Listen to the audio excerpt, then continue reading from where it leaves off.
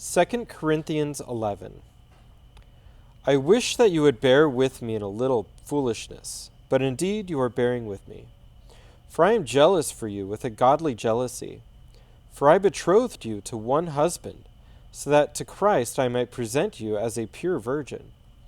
But I am afraid that, as the serpent deceived Eve by his craftiness, your minds will be led astray from the simplicity and purity of devotion to Christ. For if one comes and preaches another Jesus whom we have not preached, or you receive a different spirit which you have not received, or a different gospel which you have not accepted, you bear this beautifully. For I consider myself not in the least inferior to the most eminent apostles. But even if I am unskilled in speech, yet I am not so in knowledge. In fact, in every way we have made this evident to you in all things. Or did I commit a sin in humbling myself so that you might be exalted, because I preached the gospel of God to you without charge? I robbed other churches by taking wages from them to serve you. And when I was present with you and was in need, I was not a burden to anyone.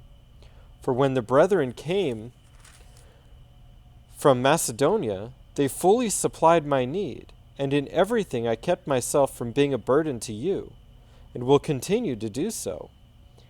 As the truth of Christ is in me, this boasting of mine will not be stopped in the regions of Achaia. Why? Because I do not love you? God knows I do. But what I am doing, I will continue to do, so that I may cut off opportunity from those who desire an opportunity to be regarded just as we are in the matter about which they are boasting. For such men are false apostles, deceitful workers, disguising themselves as apostles of Christ. No wonder, for even Satan disguises himself as an angel of light.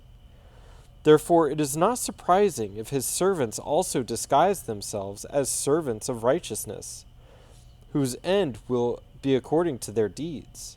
Again I say, let no one think me foolish, but if you do, receive me even as foolish, so that I also may boast a little.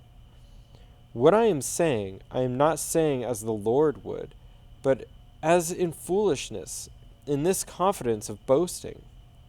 Since many boast according to the flesh, I will boast also. For you, being so wise, tolerate the foolish gladly. For you tolerate it if anyone enslaves you, anyone devours you, anyone takes advantage of you, anyone exalts himself, anyone hits you on the face.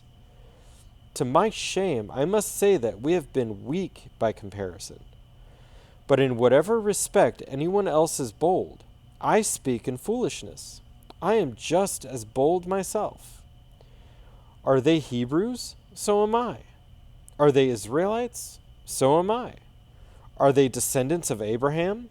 So am I. Are they servants of Christ?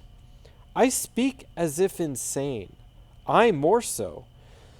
In far more labors, in far more imprisonments, beaten times without number, often in danger of death. 5 times I received from the Jews 39 lashes. 3 times I was beaten with rods. Once I was stoned. 3 times I was shipwrecked.